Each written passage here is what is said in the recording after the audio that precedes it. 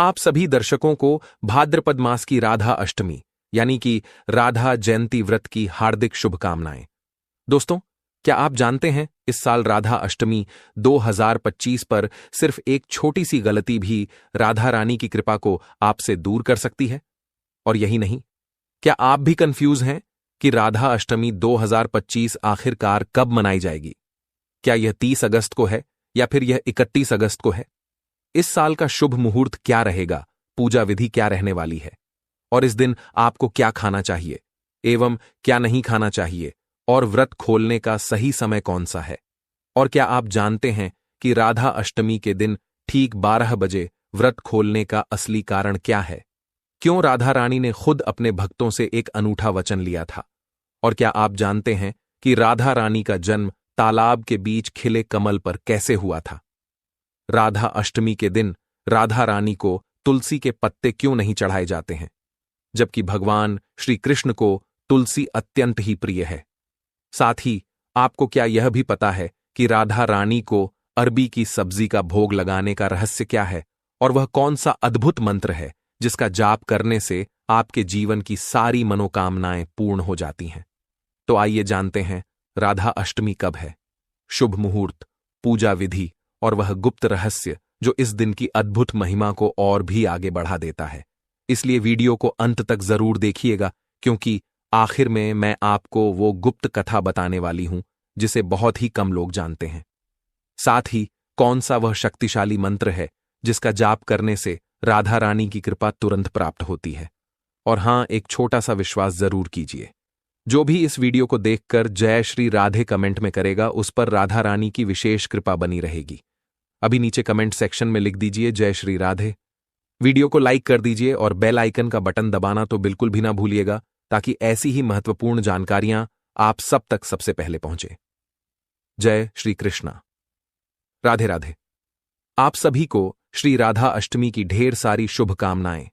सनातन धर्म में राधा अष्टमी के त्योहार का महत्वपूर्ण स्थान है। इस दिन श्री राधा रानी का अवतरण हुआ था। यह मान्यता है कि इस दिन व्रत रखकर श्री राधा रानी का ध्यान करने से सारी मनोकामनाएं पूरी हो जाती हैं। धार्मिक मान्यताओं के अनुसार भाद्रपद शुक्ल अष्टमी के दिन वृषभानु जी के घर राधा रानी का जन्म हुआ था।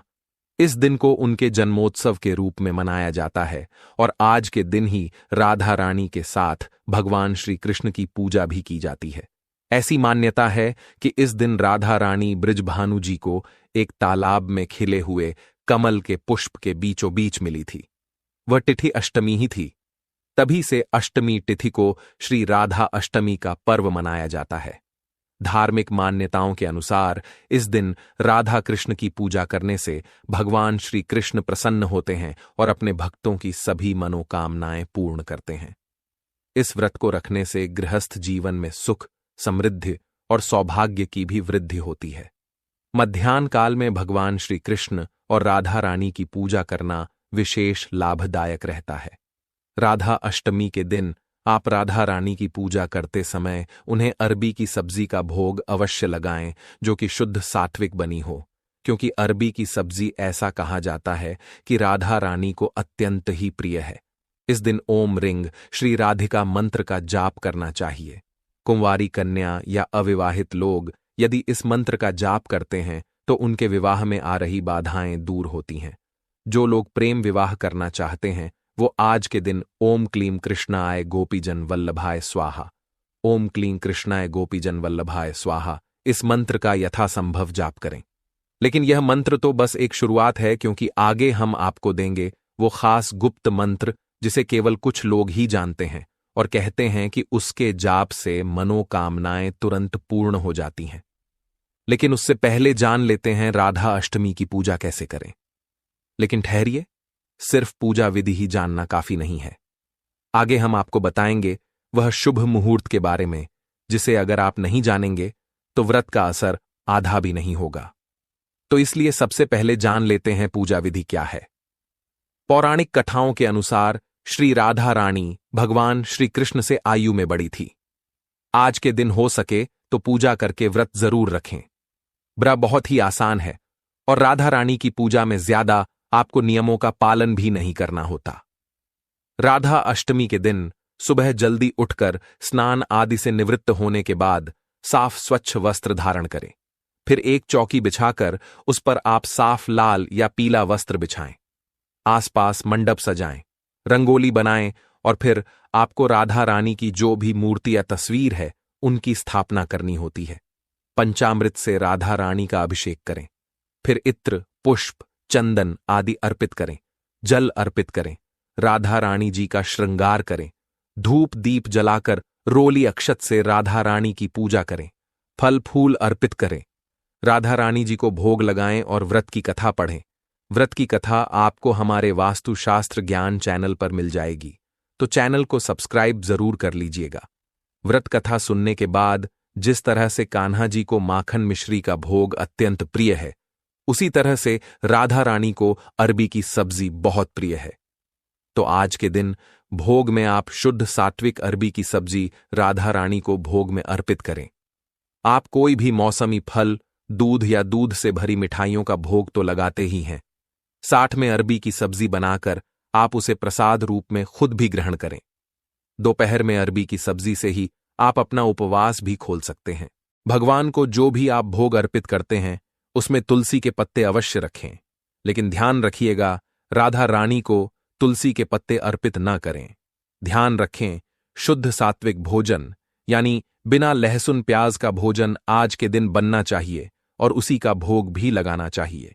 पूजा करते समय आप श्री राधा कृपा कत्थ स्तोत्र या फिर श्री राधा चालीसा का पाठ करें। सबसे अंत में राधा जी की और भगवान श्री कृष्ण की आरती गाएं। आज के दिन भगवान कृष्ण और राधा रानी की एक साथ पूजन जरूर करना चाहिए। कहते हैं कि जन्माष्टमी का व्रत रखने वाले भक्तों को राधा अष्टमी का व्रत भी जरूर रखना चाहिए, तभी जन्माष्टमी व्रत का पूर्ण फल प्राप्त होता है। पूजा करते समय ओम ह्रीं श्रीं राधिकाय नमः, जय जय श्री राधे, ओम श्री राधा कृष्ण बल्लभाय नमः, श्री राधे राधे हरे श्री कृष्ण मंत्र का जाप करें और इसके साथ ओम ह्रीं श्रीं राधिकाय विद्महे गोपवल्लभाय धीमहि तन्नो राधा प्रचोदयात इस मंत्र का भी यथासंभव यथाशक्ति जाप कर सकते हैं। बिल्कुल साधारण सी विधि है। आप सुबह संकल्प लेकर व्रत आरंभ करें। अपनी शक्ति के अनुसार, समय के अनुसार सुबह पूजा पाठ विधि विधान से करें। सुबह यदि समय ना हो तो साधारण तरीके से संकल्प लेकर आप दोपहर में ठीक 12 बजे के बाद इस उपवास को खोल सकते हैं। अगर आप उपवास खोलते समय यानी कि 12 बजे के बाद आसपास घर पर नहीं हैं, विधि विधान से पूजा आप घर पर नहीं कर सकते, तो आप जहां कहीं भी हैं, चाहे काम के सिलसिले में आप बाहर हो, तो वहीं पर आप चाहे यात्रा ही क्यों ना कर रहे हो, वहीं पर आप आंख बंद करके सच्चे मन से श्री राधा रानी को और भगवान श्री कृष्ण को हाथ जोड़कर प्रणाम करें। मन से ही आप उन्हें पूजे यानी कि मन से धूप दीप जलाकर उनका ध्यान करें। मन में किसी एक मंत्र का जाप करें और मन से ही उन्हें भोग भी यानी कि मानसिक रूप से आप उन्हें भोग भी लगाकर अपना उपवास खोल सकते हैं। इसके लिए आप साथ में कोई फल, मिठाई या फिर अरबी की सब्जी साथ लेकर जाएं। दोपहर ठीक 12 बजे के बाद मन से भोग लगाने के बाद आप इन्हीं को प्रसाद के रूप में ग्रहण करके अपना उपवास खोल सकते हैं। और अगर आप घर पर हैं, तत्व विधि विवधान से दोपहर के समय आपको पूजा जरूर करनी चाहिए। वैसे तो सभी को अपनी अपनी सामर्थ्य के अनुसार ही राधा रानी की पूजा करके उन्हें भोग लगाना चाहिए, लेकिन अरबी की सब्जी के अलावा आप आज के दिन उन्हें मीठा पान भी अर्पित कर सकते हैं। मीठा पान भी राधा राजनीति को बहुत प्रिय है और यदि आपकी सामर्थ्य हो तो आप 56 भोग भी लगा सकते हैं। प्रिय श्रोताओं, वीडियो को बीच में बिल्कुल भी मत छोड़िएगा, क्योंकि जानकारी अभी खत्म नहीं हुई है। अब आगे जानकारी वह है जो आपको कहीं और नहीं मिलेगी, इसलिए वीडियो को अंत तक देखना बिल्कुल भी ना भूलिएगा, क्योंकि आखिरी रहस्य आपकी भक्ति को पूर्णता देता है। लेकिन उससे पहले कुछ लोग यह भी जानना चाहते हैं कि क्या आज के दिन हम राधा रानी को सिंदूर चढ़ा सकते हैं, चुनरी या श्रृंगार की सामग्री अर्पित कर सकते हैं। तो देखिए, श्री राधा रानी भगवान श्री कृष्ण की प्राण वल्लभा हैं, उनके हृदय में विराजमान है।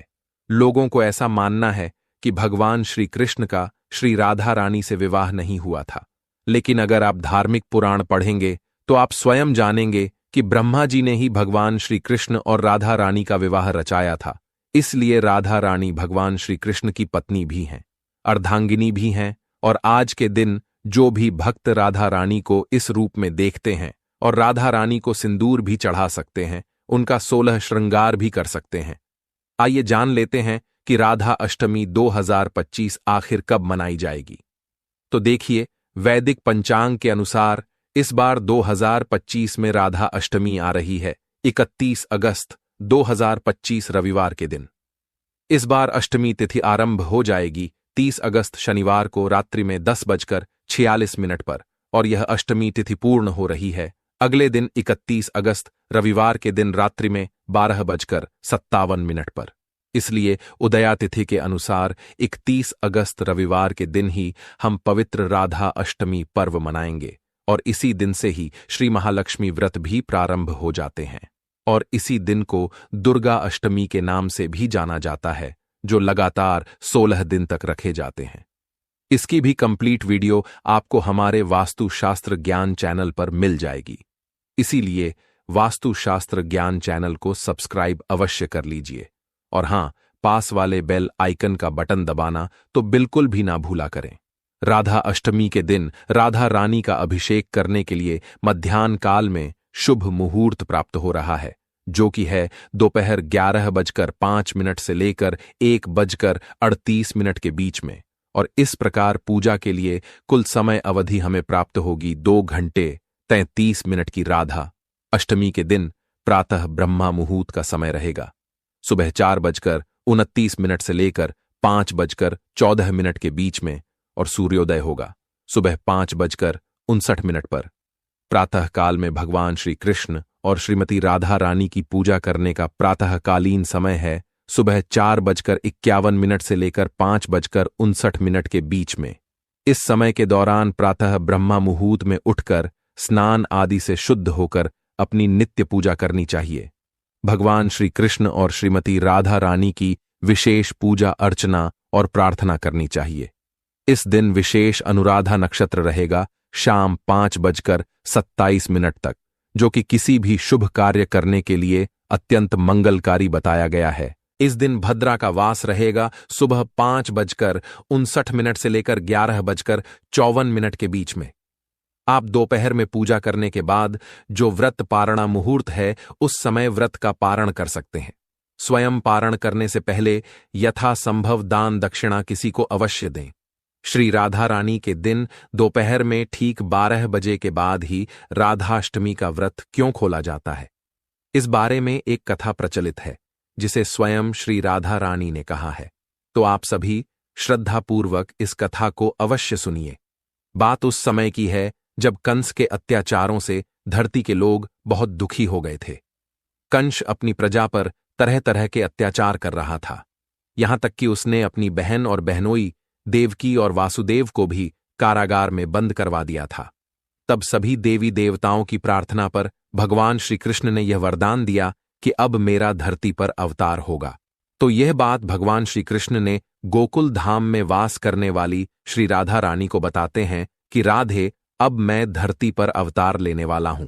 इस समय धरती पर अत्याचार बहुत बढ़ गया है। इस अत्याचार को समाप्त करने के लिए मुझे अब धरती पर जाना ही होगा, और धरती पर जाकर मुझे तरह तरह की लीलाओं से अपनी प्रजा को सुख देना होगा। और हे राधे, मेरा अवतार वासुदेव जी और देवकी के यहां होगा, लेकिन मेरी परम सुंदरी बाल लीलाओं का सुख नंद बाबा और यशोदा मैया को ही देखने को मिलेगा। उसके बाद मैं वापस वासुदेव जी और देवकी के पास चला जाऊंगा। तब राधा रानी से भगवान श्री कृष्ण ने यह भी कहा कि मेरा अवतार हे राधे भाद्रपद मास के कृष्ण पक्ष की अष्टमी तिथि को मध्य रात्रि 12 बजे होगा। जिस समय चंद्रदेव उदय होंगे उस समय मैं अवतार लेकर प्रकट होऊंगा। जैसे ही श्री कृष्ण भगवान ने यह बात श्री राधा रानी को बताई, तुरंत ही राधा रानी क्रोधित हो गई। रूठ कर कहने लगी, हे कृष्ण, यह तो बहुत ही गलत बात है। आपके जो भी भक्त आपको प्रसन्न करने के लिए जन्माष्टमी का व्रत रखेंगे और उन्हें ही आप आधे रात तक भूखा रखेंगे, उन्हें प्यासा रहना पड़ेगा। आपके भक्तों को इस प्रकार से बहुत कष्ट सहना पड़ेगा, और आप तो अपने भक्तों पर केवल कृपा ही बरसाते हो। सदा अपने भक्तों की मनोकामनाएं पूर्ण करते हो। फिर ऐसा क्या कारण है जो आप अपने प्राकट्य दिवस पर अपने भक्तों को उद्योग देने की सोच रहे हो? आपको अपने भक्तों के प्रति ऐसा नहीं करना चाहिए। तब राधा जी के वचनों को सुनकर भगवान श्री कृष्ण कहने लगे कि राधे, मैं तो अपने वचन में बंधा हुआ हूं, और मैंने अपने श्री राम अवतार में चंद्रदेव को यह वरदान दिया था कि हे चंद्रदेव, द्वापर युग में भाद्रपद कृष्ण अष्टमी तिथि के दिन जब तुम्हारा आसमान में उदय हो रहा होगा, तब मेरा अवतार होगा। इस प्रकार मैंने चंद्रदेव को जो वरदान दिया, मैं उस वरदान से बना हुआ हूं, इसलिए मध्यरात्रि 12 बजे तो मेरा अवतार होना निश्चिंत ही है। तब राधा रानी भगवान के वचनों को सुनकर कहने लगी, हे प्रभु, चाहे कुछ भी हो, आपका अपनी भक्तों के प्रति इस प्रकार का व्यवहार उचित नहीं है। तब भगवान श्री कृष्ण राधा रानी से कहने लगे, हे राधे, मेरे अवतार का समय तो निश्चित हो चुका है, लेकिन आपको भी तो मेरे साथ क्रीड़ाएं करने के लिए धरती पर अवतार लेना होगा। अब आप अपने अवतार का समय निश्चित कर लीजिए, जैसे आपकी इच्छा हो। जिस समय आपकी इच्छा हो, आप उस समय अवतार धारण कीजिए। तब ठाकुर जी के इन वचनों को सुनकर श्री राधा रानी जी बहुत प्रसन्न हो गईं और कहने लगी, श्री कृष्ण, मैं तो अपने भक्तों को सदा प्रसन्नता देने वाली हूं। मैं तो सदा अपने भक्तों पर कृपा ही करूंगी। इस कारण मेरा अवतार भाद्रपद मास के शुक्ल पक्ष की अष्टमी तिथि को दोपहर 12 बजे होगा, और मैं अपने भक्तों को यह वरदान देती हूं कि भक्त मेरे अवतार के दिन केवल दोपहर के 12 बजे तक ही उपवास रखेंगे। मेरे भक्त श्री राधा अष्टमी के दिन दोपहर को ठीक 12 बजे मेरा पूजन करके, मुझे भोग लगाकर, उसे प्रसाद के रूप में ग्रहण करके अपने व्रत को पूर्ण कर लेंगे। इस प्रकार दोपहर ठीक 12 बजे राधाष्टमी का व्रत खुल जाएगा। उसके बाद वह मेरे प्राकट उत्सव की खुशियां मनाएंगे, और इस दिन जो भी भक्त सच्चे मन से मेरा पूजन करेगा, उपवास रखेगा, मैं उनकी सभी मनोकामनाएं पूर्ण करूंगी। सदा उन पर अपना आशीर्वाद बनाए रखूंगी।